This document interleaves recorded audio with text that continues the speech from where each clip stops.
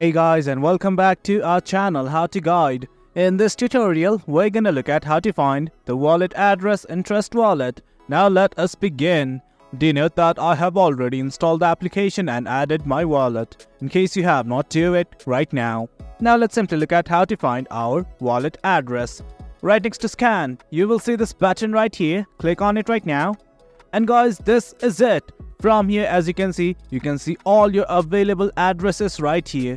Simply click on it and then it will be copied. And guys, that is it. In case you want to search for other tokens, simply search for it right here.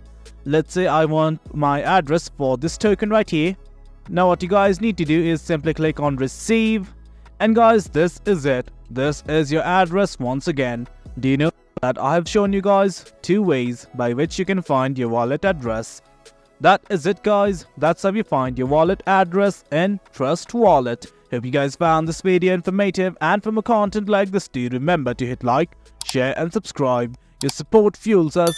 Until next time, thank you.